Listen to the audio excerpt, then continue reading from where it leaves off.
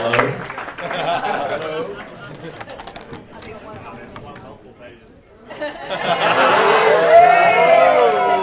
I hope you guys are comfortable because we're going in deep. First of all, my name's Julian, for those of you who don't know me. I've been a friend of Kim and Amber for a number of years. I'm honoured to be the best man, mainly because it means I'm better than all of you. But also because I feel doubly a part of Amber's bridal party as I do with Kim's. It's just really fortunate that I don't have to wear a dress. I should note too that I've never seen Kim in a suit before. He looks great. Or in a dress for that matter. But it obviously goes without saying that the bride does look amazing. Kim, we all know, is an absolutely lucky man. She's a good-looking woman. But I'm not about to just stand here and state the obvious for 10 minutes. I think it's more that everybody's wondering how in the hell Kim managed to get her in the first place. Especially if you knew the Kim that I knew when we first met. I met Kim about 11 years ago actually. We used to work together at an event company, and at the time we really didn't like each other much at all. Kim was far more experienced and far more senior in the company than me. I was a junior and I was terrible at my job. I was just abysmal. I got on his nerves constantly. He was the kind of guy who was kind of like the company nut. And I should mention that he was a completely different person back then. I don't want to say it, but he was a complete dork. And pretty uptight a lot of the time. But in his defense, he worked a hell of a lot. He was married to his job, and that was pretty much it for Kim. His work was his life. And he was very good at it. And then Amber came along. Well, no, that's not actually the story at all, because there is a point in Kim's life before that he likes to refer to affectionately as his awakening, in which basically he became a cool guy. He stopped being such a dork and started hanging out with myself and Blake, one of the other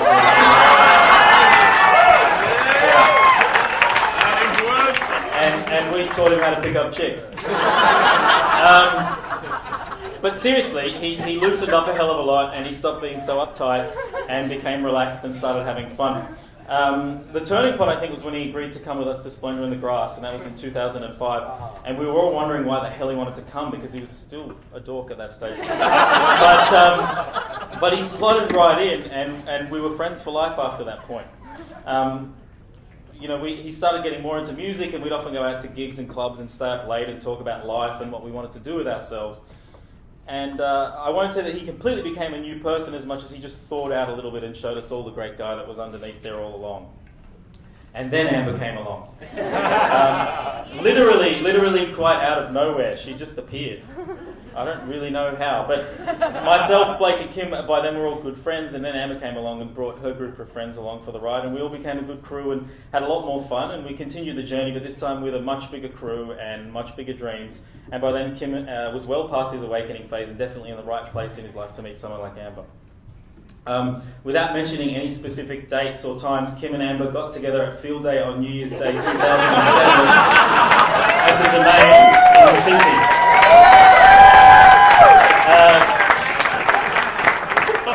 Martin Solveig headlined. Milo played one of his only shows in Sydney ever, and as did Ajax, the late Ajax did a blistering set in the back room, and the presets also played, who were one of Kim and Amber's favourite bands, who they also got to meet a couple of weeks ago. And a few of us here were all there with them on that day. For some it was a really big surprise, and as I said before, some are still baffled as to how the hell you pulled it off, Kim, because no one really saw it coming. But when it did, we all realised pretty suddenly that we'd actually been watching a romance quietly unfold for the few months or so prior to that day, unbeknownst even to them. Kim and Amber got along literally immediately and became friends faster than I think I'd seen anyone before, and I think the penny dropped for everyone that day when they announced that they were going to be an item. They had been such good friends, and often those make the best relationships. It just made sense, and they've been picture perfect ever since. Not long after getting together, Kim was offered his dream job at Cirque du Soleil, but the big catch being was that he had to move to Macau.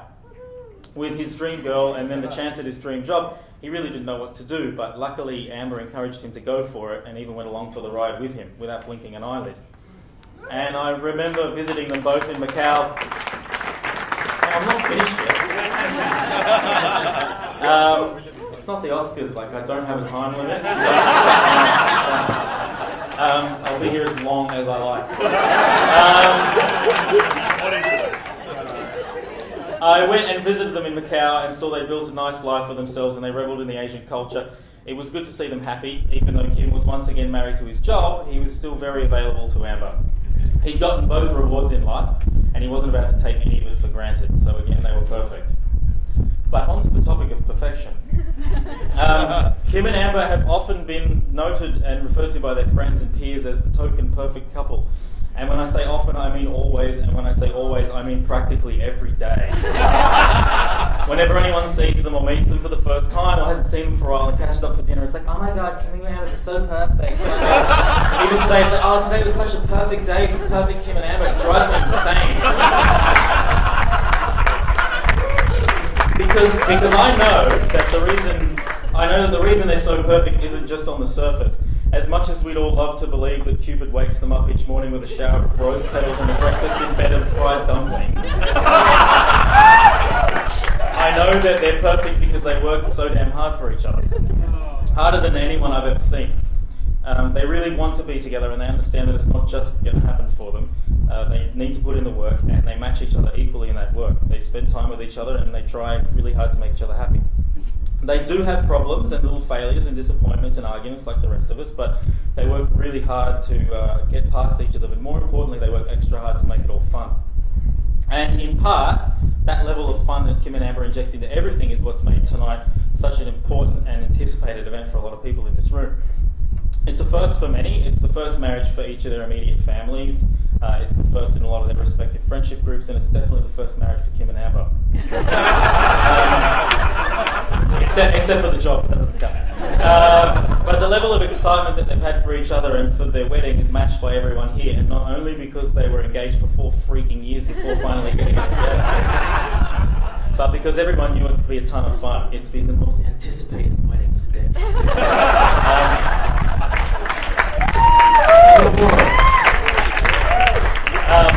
But while they work so hard to keep their own relationship going, they somehow also work really, really hard to keep the relationships going with the rest of us in this room as well.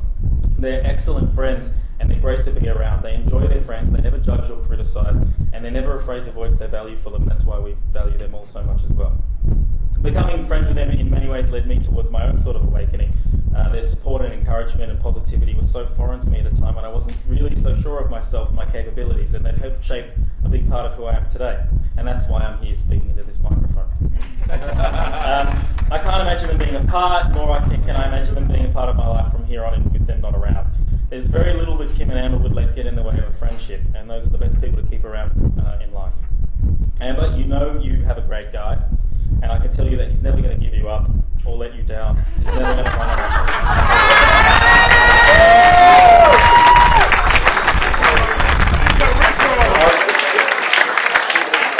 On to the formalities.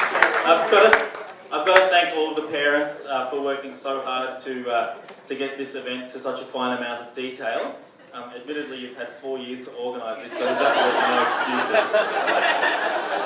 But of course, you've done really well. And of course, I have to thank you both for raising such great kids that have become 2 of my best friends. To the bridesmaids, you all look amazing, and you've supported Amber through everything, including this wedding, so and thank you to my bros, which includes Kim. 2 of you are Kim's actual bros, who are now my bros also. 2 of you have been my long-time bros and will be my lifelong bros. 1 of you I met this morning has become my newest bro. It's been a huge bro down. I'm honoured to be the leader of this team. If anybody is looking for a best man, I am available. I work at competitive rates. I do travel. Just come and see me at that table. I sit next to Camilla. I'll give you my agent's details. I guess I should close with a quote by the philosopher Kierkegaard, who said, "Marry and you will regret it." Maybe you want to take lead on that. No, there's more. He said, "Don't marry and you will also regret it." Marry or don't marry, either way you will regret it.